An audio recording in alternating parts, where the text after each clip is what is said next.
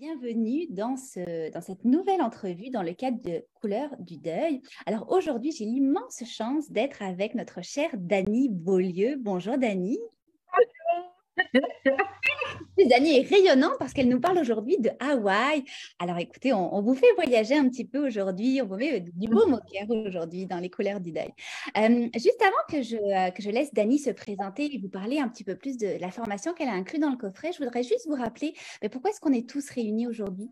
C'est parce qu'on a tous un but commun, on a tous envie de mieux traverser nos deuils, d'avoir des repères, des outils pour nous aider à apprivoiser le manque de la personne partie, à nous adapter au changement, à comprendre le processus finalement de deuil et de nos émotions parce que c'est légitime, on en parlera très certainement avec Dany. Et c'est pour ça qu'avec Dany et 10 autres formatrices, on a créé le coffret Couleurs du deuil. Donc c'est un ensemble de 11 formations et ateliers en ligne. Vous avez un an pour toutes les suivre et même les revoir autant de fois que vous le désirez pendant un an. Ça touche énormément de sujets, évidemment le deuil et ses issues, les émotions, les chaos, les liens d'attachement, l'isolement, les rituels, les pertes chez les jeunes, le deuil animalier, l'acceptation, le cadeau caché. On a vraiment couvert beaucoup de choses dans ce magnifique coffret. C'est en vente jusqu'au 20 novembre. Vous pouvez l'acheter directement avec Dany d'ailleurs sur son site internet ou sur sa page Facebook. Et c'est vraiment un tout petit prix, même pas 200 $ pour une très très belle valeur. Donc je vous dirais, ça vaut vraiment la peine de vous outiller, de voir des repères, que vous soyez endeuillé, que vous ayez dans votre entourage des gens endeuillés ou même que vous soyez intervenant ou professionnel accompagnant des gens dans le deuil. Alors, sans plus attendre, je vous dis également que vous pouvez laisser vos questions si vous avez envie dans la partie questions-réponses ou dans le chat et je les poserai au fur et à mesure à Dany. Alors, maintenant, je te laisse la parole, Dany. Peut-être nous dire comment tu es arrivée dans l'univers du deuil. Plusieurs personnes attendent de vivre un deuil avant de réaliser qu'il me manque des outils, il me manque des façons de passer à travers ou d'aider une personne à passer à travers de ça. Parce que c'est quelque chose qui va tous nous affecter. Là. Je ne veux pas vous faire d'induction hypnotique négative, mais c'est un fait que ça va tous nous arriver. Et les deuils, c'est pas juste suite à une perte. Hein. Moi, personnellement, dans la formation que j'inclus dans ce coffret-là, qui est une formation de 7 heures, j'ai monté la formation, je vous dirais, avec une perspective chronologique. Donc, par exemple, avant même le décès, ce qu'on appelle les finissants de vie, comment aider ces personnes-là et quoi faire, nous, pour ne pas être avalés par les fausses promesses. Tu sais, promets-moi que tu ne vendras jamais la maison et que non, là. Promets-moi que tu vas toujours t'occuper de ma soeur. Non, je ne peux pas te promettre ça. Là. Mais comme on est sous le coup de l'émotion, il y a des promesses comme ça là, qu'on se sent comme obligé. Là.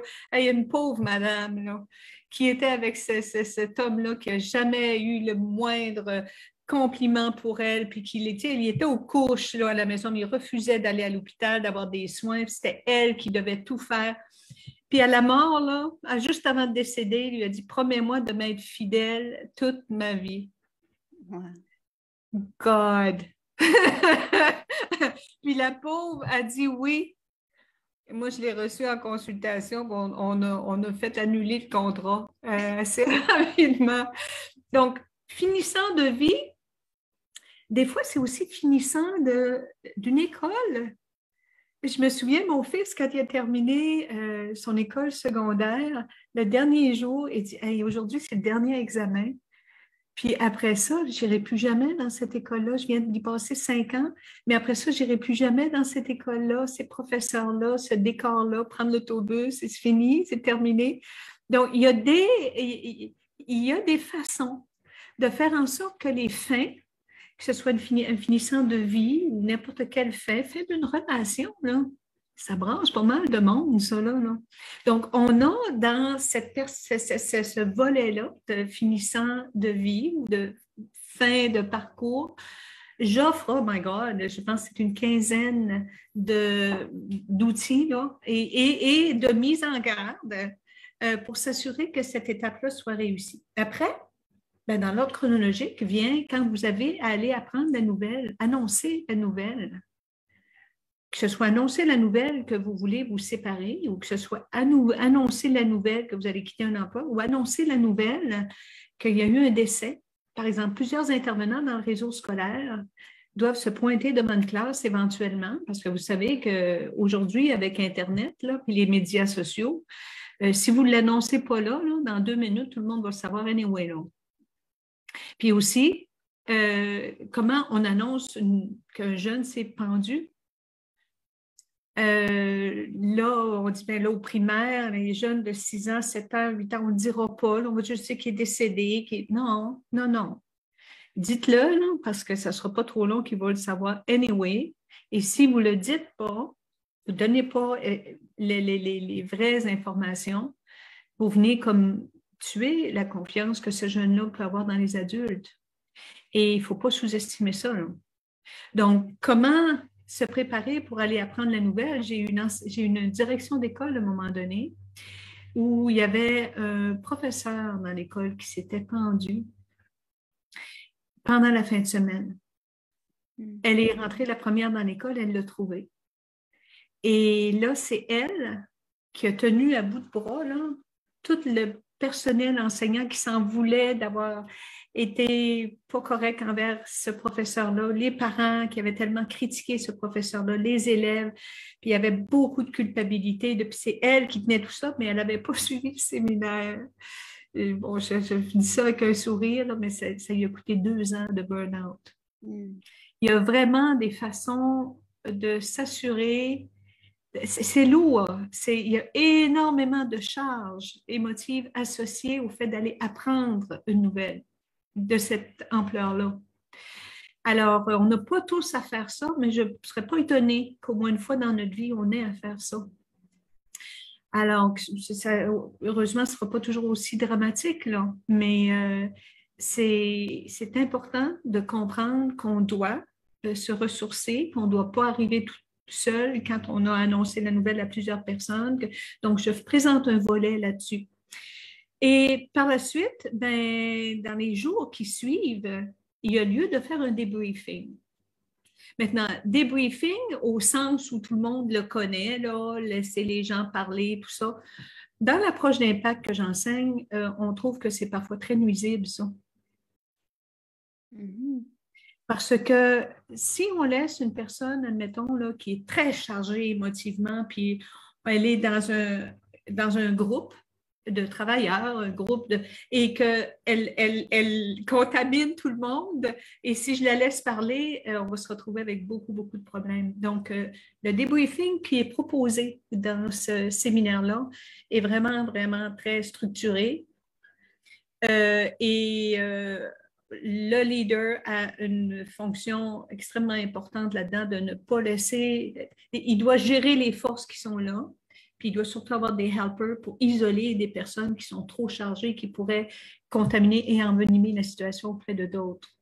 Donc, il y a une quinzaine d'éléments que je présente dans ce débriefing-là, mais qui sont aussi des éléments qui sont également utiles pour la poursuite du deuil. Et puis après, ben, vous savez, dans les théories, les grandes théories sur le deuil, on a, bon, Kubler-Ross, là, que là, il y a le déni, puis là, il y a la colère, puis là, OK, non, non, non, non.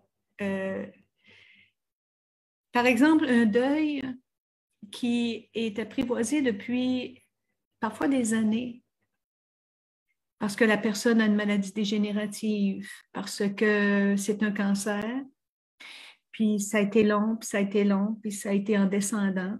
Donc, les gens ont eu le temps de se parler, de prévoir, de faire leurs adieux et tout ça. Puis même qu'il y a des fois que c'est un soulagement, là, quand la mort survient. Donc, il n'y aura pas de déni, là, puis de colère, puis de ci, puis de ça, là. Il y en a-tu eu avant? Peut-être, peut-être pas. Alors, moi, ce que je propose, c'est 2 approches. Une première qui est des tâches pour le deuil. Et ce que j'aime avec le mot tâche, c'est qu'on a tous du travail à faire pour y parvenir. Alors qu'une approche plus comme Kubler-Ross, bien là, que tu le veuilles ou pas, ça va venir. Comme tu n'as pas le choix, il faut juste que tu passes à travers. Ça, je n'aime pas trop ça. Là. Ce que j'aime, c'est que mes clients, les personnes que j'aide autour de moi, pas juste des clients, qu'ils ils sont en possession de leurs moyens, ils ont le contrôle sur leur vie et qu'ils ont des tâches à traverser. Et donc, je propose dans cette formation-là plusieurs façons de réussir ces 4 tâches-là. Puis l'autre approche que j'ai enregistrée dernièrement, le 25 septembre, j'ai bonifié toutes mes formations au programme Thérapeute d'impact. Et donc, dans cette formation sur le deuil, qui fait aussi partie du programme Thérapeute d'impact, bien que la version qui est offerte dans ce coffret-là, c'est la version pour tous. Néanmoins, il y a 1 heure qui a été ajoutée depuis le 25 septembre. Et là, je présente le deuil comme une transition. Et j'aime assez ça. J'aime ça, je vais vous dire pourquoi. C'est que souvent, quand on parle d'un décès, fin d'une relation, une amputation, une maladie, le diagnostic est tombé, c'est Alzheimer, c'est comme « there's only one way », il y a juste une direction, puis ça va mal finir. Alors qu'une transition, la fin, c'est le début. C'est le début. C'est-à-dire qu'il y a quelque chose qui se termine, mais c'est le début d'une transition qui va nous amener à travers une période neutre qui est très stabilisante pour les gens parce que c'est comme un vide total. Comment ça se fait que je ne sais plus qui je suis, mes valeurs, mais très, très bon. Très, très, très souffrant, très angoissant parce qu'on a perdu nos repères. On est dans le vide. Mais c'est là qu'il se passe un changement. Savez-vous, comme je disais lors de la rencontre qu'on a eue avec les autres formatrices, quand un deuil, c'est comme une blessure, hein? Une blessure physique, que même si on l'a bien nettoyé, tout ça, là, pas d'infection, rien, là, on a mis un beau pansement, ça ne sera pas guéri instantanément, même si vous avez fait affaire avec le meilleur médecin. Pourquoi? Parce qu'il y a une partie que ça ne dépend pas de nous. Ça dépend de la nature. Et plus la personne vit des difficultés dans sa vie à ce moment-là, il y a d'autres transitions qui se passent, elle-même elle a une maladie, déjà elle était épuisée avant ce deuil-là, ben, ça va être plus long là, pour la guérison, comme pour le corps. Quand c'est le corps qui est blessé, bien, quand c'est le cœur qui est blessé, quand c'est l'émotion qui est blessée, c'est la même chose. Là. Ça prend un temps qui varie en fonction du niveau d'énergie et du potentiel de guérison de chaque personne. Donc, le deuil, pour moi, c'est vraiment un thème que j'adore parce que c'est un thème qui nous réunit, tout le monde. Qui nous réunit dans le sens où on va tous avoir à un moment donné une blessure au cœur. Peu importe que ce soit pour une peine d'amour, un deuil d'emploi, un deuil... il y a tellement de formes de deuil. Des deuils de rêves déjà passés. Moi, je suis à une période de ma vie, j'ai 61 ans, où il y a une grosse partie de ma vie qui est derrière moi.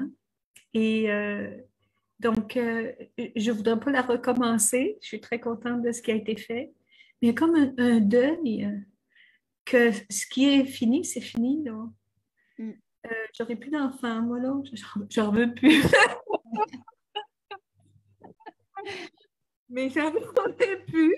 Mais n'empêche que, bon, ma carrière, je ne voudrais pas reprendre des formations autant que je faisais avant en Europe, en Chine, en Afrique. Là, je ne veux plus, là, les avions, les décalages horaires, non. Donc, il y a aussi, en passant, là, dû au fait que j'en suis à cette étape-là, j'ai présenté dans le nouveau volet le deuil de la retraite, que beaucoup de personnes semblent ignorer. Mais il ne faut pas oublier que les baby boomers, là, puis les retraités, là, qui souvent sont de plus en plus jeunes pour une certaine partie, là, chose qu'on n'a jamais vue dans l'histoire de l'humanité. Là. Parce qu'en 1900, là, quelqu'un qui avait 20 ans, là, ça ne passe même pas par la tête qu'un jour il sera à la retraite. Là. Il va mourir avant. Mais nous, on est dans une autre réalité. Puis je pense que c'est important de consacrer du temps au deuil de la retraite. Parce que d'habitude, la retraite, c'est « wow! Yeah! OK, on est content! » Wow! Wow! Il y a beaucoup de personnes qui meurent entre 6 mois et 2 ans après la retraite. Mm. Si ce n'est pas planifié, là, c'est un gros, gros problème. Donc, j'ai un volet là-dessus également. Donc, c'est très complet comme formation. Il y a plusieurs éléments qui sont couverts. C'est pour ça que c'est une formation de 7 heures. Et ce qui est inclus dans cette formation-là, c'est 2 carnets de route. Alors, je vais vous les présenter. Est-ce qu'on a le temps, Aurore? Vas-y, on en a tout le OK. Alors, attendez, ici notamment, donc, ça, c'est le premier carnet, un carnet qui a une quarantaine de pages où vous avez donc l'aide au finissant de vie. Attendez, j'essaie de réduire ça, là. L'aide au finissant de vie, soyez aux 6 pages là-dessus. Après ça, vous avez intervention à court terme, comment on doit transmettre la nouvelle du décès, le débriefing d'impact, des notes générales sur le deuil, des types d'interventions. Donc, je suis reconnue pour faire des interventions d'impact. Alors, on en fera une tout à l'heure, un exemple de ça, mais moi, je ne peux pas présenter une formation sans qu'il y ait beaucoup d'éléments d'impact. Donc, par rapport au suicide, aux idées suicidaires, par rapport justement à la dégénérescence neurologique, par rapport, donc il y a beaucoup de, puis notamment avec les enfants aussi. Donc, les quatre tâches du deuil, hein, accepter la réalité de la perte, vivre la douleur de la perte. Donc, tout ça, je donne des outils qui viennent avec ça. Comme vous voyez, on a quand même pas mal de pages là-dessus. Le deuil, comment expliquer le deuil aux enfants? Et je me base sur une recherche qui a été faite, une recherche épidémiologique qui a été faite à Harvard.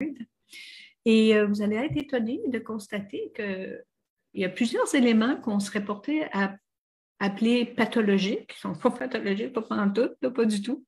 Exemple, ça fait 2 ans que grand-maman est décédée, puis la petite, elle lui parle encore toute seule dans sa chambre. Elle a 5-6 ans, puis elle parle encore à grand-maman, comme si grand-maman était là. Donc là, le parent s'inquiète, c'est comme, oh my God, elle n'a pas fait le deuil, elle n'a pas... Ben, lui, il est venu défaire des préjugés et nous présenter que des enfants qui parlent encore aux parents ou aux grands-parents décédés, c'est au contraire très utile. Parce qu'au moins, il y a une verbalisation, il y a une extériorisation, et de soi-même, ça va se résorber. Donc, ça peut être très, très, très... Il y a plusieurs éléments là-dedans que je vous présente et puis qui font partie du carnet de route qui vont défaire certains de vos préjugés, je pense bien. J'ai mis également plusieurs pages sur des rites funéraires pour venir mettre en perspective que, bon, au Québec, en France, en Suisse, c'est une chose, mais chaque religion a ses propres rites et croyances. Donc, en voyant ça, ça nous permet d'élargir notre vision que peut-être que notre version, ce n'est pas la meilleure, peut-être que c'est en tout cas définitivement pas la seule non plus, là. Donc, il y a un grand volet là-dessus que vous pourrez lire. Il y en a un autre carnet qui est inclus, qui est un nouveau carnet que j'ai produit cet été, que j'appelle le carnet bonus, ici. Là. Et là, je vais vous parler de, les transitions, justement, et puis quoi faire pour des recommandations pour traverser cette zone neutre qui est tellement difficile, tellement pénible. Et puis, vous avez le nouveau départ, comment s'assurer de prendre un nouveau départ. Il y a un petit exercice que je pourrais vous présenter si vous avez quelques minutes. Je l'appelle, bon, on peut l'appeler après un long hiver, mais je sais qu'il y a une autre conférencière qui utilise les saisons. Donc, peut-être que celle-là, mais je l'aime bien, celle-là, par exemple. Je vous la présente rapidement. Quand on arrive au deuil, c'est-à-dire que là, on n'est plus avec les finissants de vie, puis on a appris la nouvelle. Donc, quand on arrive après, c'est fait. Là, la rupture, le divorce, la mastectomie, le décès de mon père, quand c'est fait, là, le deuil, c'est-à-dire que l'événement est passé. Là. Ça, c'est un exercice qui peut être très utile pour justement faire un bilan. savez, après un long hiver, on retrouve notre terrain où on va marcher dans le parc. Puis là, on voit, hop, il y a des plantes qui n'ont pas survécu. Il y en a d'autres. Oh my God, il a tellement grossi depuis l'année dernière. Oh wow! Puis il y a des nouvelles choses qui sont apparues. Et je trouve que c'est une belle métaphore pour venir faire un bilan, nous, par rapport à notre deuil. Donc, suite à ta retraite, admettons, qu'est-ce qui est disparu? C'est quoi les plantes de ton jardin qui sont disparues et qui, eux, sont plus là, là. Il y en a qui sont mortes, là. Donc, la personne peut dire, ben, évidemment, c'est mon travail, j'ai plus de travail, souvent, avec la retraite, là, c'est énorme, la quantité de divorces. Il y a même des gens qui ne veulent pas prendre la retraite parce qu'ils savent que ça va vouloir dire qu'il va y avoir un divorce parce que, écoute, déjà, là, de passer le week-end ensemble, c'est difficile. Fait que 7 jours sur 7, là, I don't think so, you know. Fait que, des fois, il y a ça qui disparaît. Mais c'est quoi les nouvelles pousses? Hein? Dans notre jardin, on voit ça, là. Dans notre terrain, il y a des nouvelles choses qui ont poussé, que wow, ça sort d'où? C'est pas moi qui ai poussé ça, c'est pas moi qui ai semé ça. Comment ça se fait que ça. Puis c'est-tu beau? C'est-tu pas beau? C'est quelque chose qu'il faut enlever? Qu'il faut arracher? Non, non, je ne les veux pas, là, dans mon. Et comme par exemple, il y a des gens qui vont tomber dans l'alcool, il y a des gens qui vont tomber dans la solitude plutôt dans la paresse. suite au deuil, là, suite à la retraite. Donc, il y a différents éléments comme ça qu'on peut. C'est quoi qui a grossi, qui s'est enraciné davantage, puis que ça, c'est devenu encore plus solide, puis impressionnant, puis beau, puis wow, là, hein, c'est toujours. Moi, j'adore le jardinage, donc quand je vois là, comme ça une plante au printemps, là, elle a grossi, là, ben, tellement forte, là, c'est solidifié, là. Qu'est-ce qui s'est solidifié en vous suite au deuil? Et ça, c'est fantastique comme question parce que les gens qui vivent un deuil qui sont encore très souffrants sont portés à regarder qu'est-ce qu'ils ont perdu et zoomer sur ce qu'ils ont perdu. Et toute personne qui veut en aider une autre qui traverse un deuil se doit de poser la question éventuellement, qu'est-ce qui a été gagné? Puis ce qui a été gagné, c'est souvent un enracinement par rapport à nos valeurs, par rapport à apprécier davantage ce qui est là. J'ai une tante qui a vécu dernièrement une mastectomie et c'était un cancer extrêmement agressif et avec des traitements extrêmement pénibles. On parle d'un sac de glace sur la tête pendant 8 heures de temps, le temps que la chimio rentre dans ses veines, puis les pieds dans la glace parce qu'elle perdait ses cheveux, perdait ses ongles, en plus d'avoir perdu un sein. Mais elle dit, maintenant, je travaille dans mon jardin. C'est tellement beau, là. Une fleur que je n'avais jamais remarquée, si là, c'est gars, je peux être en contemplation pendant une demi-heure devant cette. Donc, il y a des belles choses aussi qui naissent. Puis, quand on veut aider, c'est notre devoir de ne pas seulement laisser parler la partie souffrante, mais d'aider progressivement à voir aussi cet autre aspect-là et ce transfert-là. Si il n'y a personne pour aider, il risque d'être plus long à venir. Donc, la personne va rester inutilement dans la souffrance un peu trop longtemps. Alors, ce n'est pas qu'on veut ignorer cette souffrance-là, mais c'est qu'on veut commencer à donner l'antibiotique assez rapidement pour au moins compenser là, par rapport à ce qui est vécu de difficile. Mais il y a un autre exercice que j'aime bien qui est une rencontre avec un douanier. Alors, je m'explique.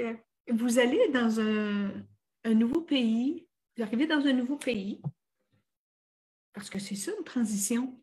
On arrive à un nouvel endroit. J'étais mariée, je suis veuve, j'étais en couple, je suis célibataire, j'étais dans tel emploi, là, je suis dans un autre emploi. Mes enfants ont quitté la maison. Tout un deuil, ça. Il y a plusieurs parents qui vont dire « Hey, j'avais-tu assez hâte? » Oui, mais il y a un deuil après. Là. Il y a beaucoup de couples qui se séparent suite à ça parce que qu'est-ce qu'on fait, là, juste toi et deux? Avant, au moins, on avait quelqu'un après qui on pouvait chialer un peu. Ramasse-toi! Ou une raison de faire à manger un bon repas. Là, lui, pas trop faim, on ne va pas faire aux mêmes heures. Toute une transition. Donc, la rencontre avec un douanier est un bon exercice. Hein? On dit, bon, OK, c'est quoi la première question que le douanier va vous poser? Vous venez d'où? Très bonne question. Et pourquoi vous êtes ici? Combien de temps vous allez rester? Qu'est-ce que vous emmenez avec vous? Qu'est-ce que vous laissez derrière? Aviez-vous quelqu'un qui vous attend ici? OK. Des questions vraiment superbes pour nous amener à réfléchir à la transition et à là où on est maintenant. Est-ce que ça vous plaît suffisamment comme pays pour rester longtemps? Avez-vous les bagages qu'il faut pour ce nouveau pays, pour être ici assez longtemps? Donc, quand notre intervention est soutenue par une métaphore, c'est plus facile d'en parler parce que vous donnez à votre client ou à la personne que vous aidez un langage qui lui permet de s'exprimer, sinon, autrement, ça pourrait être plus difficile. Donc, c'est des métaphores comme ça que je vais vous proposer tout au long de la formation qui, donc, va débuter à compter du 20 septembre, que vous pourrez déjà vous mettre à regarder toutes ces belles formations qui font partie du coffret Couleur du deuil, dont ma belle Aurore Bonnevalot a eu l'idée de nous réunir et de créer ça. J'ai participé à d'autres coffrets avant, mais celui-ci, là, je l'ai particulièrement à cœur. Premièrement, parce que j'ai rencontré les autres formatrices là, lors du live. Là. Wow! Mais moi, j'ai très hâte de regarder leur formation. Là. Mais aussi parce que attendez pas d'avoir le nez collé dessus là, et d'être dans le vide. Outillez-vous. Le deuil est une des épreuves les plus difficiles qu'on a à traverser. Que ça vous affecte vous ou que ça affecte quelqu'un que vous aimez. Et dès que ça affecte une personne que vous aimez, ça vous affecte vous également. On veut les aider, puis on leur offre une présence, mais il y a plus à aller chercher pour faire une aide, offrir une aide vraiment significative et riche. Et ce coffret-là, c'est ce qu'il vous offre. Avec un petit prix, vraiment pour 11 formations. Donc, c'est vraiment une occasion en or, mais qui va se terminer, fermer ses portes le 20 novembre. Alors, à vous de voir si vous voulez sauter là-dessus pendant qu'il est encore temps. Exactement. Très bien dit, Dani, effectivement, c'est vraiment des repères parce que quand on va tous être confrontés à des deuils, on a tous de toute façon été confrontés à des deuils tout au long de notre vie, des deuils qui étaient plus ou moins intenses, plus ou moins difficiles. Et quand on ne sait pas ce qui nous attend, c'est encore plus difficile d'y faire face. Et là, avec ces 11 formations, ces 11 ateliers qui sont pratico-pratiques, on l'a très très bien vu avec toi, Dani, tu te donnes des outils, puis tu es plus dans la façon proactive. Et c'est ça que j'aimais beaucoup, beaucoup avec toi parce que oui, le deuil nous tombe dessus, on ne peut rien faire, sauf qu'on peut nous-mêmes faire des actions pour que ça aille mieux, pour que ça soit moins difficile, pour aussi que notre famille autour de nous, ça soit moins difficile. Donc, c'est vraiment des repères, des outils. Puis, je vais juste partager quelques commentaires que tu as reçus, Dani, parce que donc, cette formation-là, tu l'as déjà offerte, tu l'as déjà vendue par les années passées. Et je t'avais dit, oh, est-ce que tu as eu des commentaires? Évidemment, tu m'en as donné des centaines, des milliers. Je vais juste en lire quelques-uns. Il y a beaucoup d'exemples pour visualiser concrètement selon nos propres expériences de deuil. Cette formation devrait être un incontournable pour tous les intervenants. Ça passait très rapidement. Je repars avec un sac à outils plus que rempli. Je vois les stratégies et techniques d'intervention apprises pour agir dans plusieurs de mes dossiers. Alors, c'est à la fois une formation pour les intervenants, oui, et pour le grand public, les particuliers. Absolument. Vous allez passer, comme Dani l'a dit, non pas 30 minutes comme là aujourd'hui, mais bien 7 heures. Puis vous pouvez multiplier ces heures parce que vous pouvez écouter et réécouter autant de fois que vous voulez la formation. Est-ce que tu voulais nous partager peut-être une dernière chose, Dani? En fait, peu importe que vous interveniez avec des enfants, que vous interveniez avec des personnes âgées, donc des maladies dégénératives neurologiques, il y a quelque chose pour vous là-dedans. Évidemment, moi, personnellement, toutes les formations que j'offre, c'est des formations où j'ai vraiment à cœur que chaque personne reparte avec quelque chose de concret à faire. Comme par exemple, prenez l'image d'un pont. Là, j'ai malheureusement fermé mon fichier par erreur, puis on n'a pas le temps de retrouver ça, mais un pont. Prenez, mettons, un pont de Québec, un grand pont, un pont n'importe où, si vous êtes en Europe, là. L'image d'un pont comprend l'information qu'on quitte une rive et pendant un certain temps, on n'est ni sur la rive sud, ni sur la rive nord, ni d'un côté, ni de l'autre. On est in between. Et parfois, le pont est tellement long qu'on ne voit pas ce qu'il y a de l'autre côté.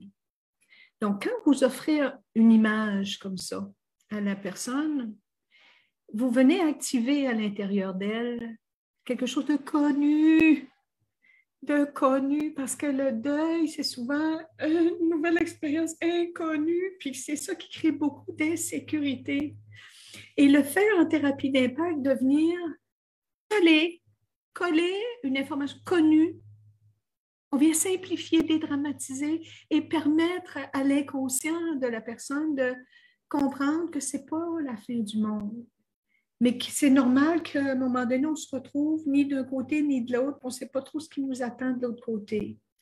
Donc, ça peut être une façon d'évaluer pour la personne. Est-ce que tu viens juste de quitter la rive? Est-ce que tu es sur le bord d'embarquer sur le pont, mais tu ne veux pas vraiment embarquer? Par contre, tu ne peux pas retourner en arrière. Qu'est-ce qui t'attend ici? Aucune idée. OK? Mais es-tu d'accord que si tu marches, éventuellement, tu vas voir de plus en plus clairement qu'est-ce qui t'attend ici? Est-ce que tu es d'accord pour vivre cette incertitude-là? Est-ce que quelqu'un pourrait t'accompagner? Est-ce que c'est que tu as peur de tomber dans le vide? Non, les ponts, c'est assez solide en général. Combien de temps tu te donnes pour traverser? Est-ce que tu continues de marcher? Est-ce que tu cours? Est-ce que tu roules? Est-ce que tu ne bouges pas? Non, c'est tous des... Vous savez, tout changement débute par une connaissance de soi. Alors, ici, ça permet à la personne de réaliser où elle en est, avec quel rythme elle progresse, si elle a été poussée sur le pont. J'ai une cliente une fois qui m'avait dit ça, mais je ne voulais pas le prendre le pont. J'étais très bien où j'étais. Mais j'ai eu comme une poussée, je me suis retrouvée sur le pont. Et qu'est-ce que tu as fait? Ben, je me suis retournée et je boute. Je me suis retournée, puis si je ne peux pas être là, ben, je ne vais pas nulle part. Bad choice. Très mauvais choix. Mais juste le fait de réaliser ça, qu'il y a quelque chose qui t'attend de l'autre côté. Tu ne sais pas c'est quoi, c'est sûr que ça va être différent. Ça, c'est automatique, ça va être différent. Il y a des personnes, ce n'est pas un pont, c'est un tunnel. Et donc, moi, je suis toujours étonnée quand je suis en France ou surtout en Suisse, en Autriche, que tu rentres dans le tunnel, donc tu vois le décor avant, puis là, tu traverses le tunnel, traverses le tunnel, traverses le tunnel. Wow! Tu arrives de l'autre côté, mais c'est tellement différent, tellement différent. Et tout le long, quand tu passes, c'est plutôt sombre, hein? C'est plutôt coincé, c'est plutôt pas trop de possibilités, puis là, et on t'en sortir, là, c'est un peu étouffant, là. Mais la lumière va se présenter. Et quand tu vas arriver de l'autre côté, ça va être différent. Et pour apprivoiser ce changement-là, il faudra te dépêcher à connaître ce nouveau territoire, à te faire une place dans ce nouveau territoire.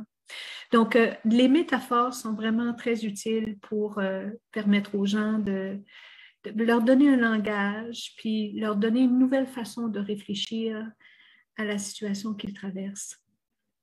Exactement. Ça fait une belle conclusion, Dani.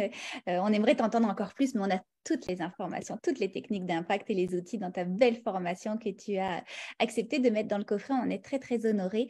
Fait que je vous rappelle que le coffret est en vente jusqu'au 20 novembre. Il reste environ 10 jours. C'est vraiment 11 formations, 11 ateliers que vous pouvez réécouter pendant un an, qui sont vraiment de très, très beaux outils, des repères. Les formations sont très, très complémentaires. On a toutes de belles formatrices internationales dans le coffret. Fait que c'est vraiment un beau cadeau à vous faire ou à faire à quelqu'un autour de vous qui est endeuillé. Puis, puis le temps des fêtes arrive. Puis on ne sait jamais trop quoi offrir, surtout quand, par exemple, c'est le premier Noël, qu'on passe sans la personne.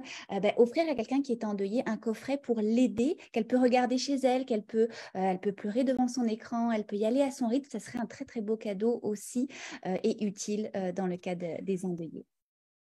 Aurore, je vois qu'il y a une question qui est là où la personne demande si la formation que j'offre déjà sur mon site, c'est la même.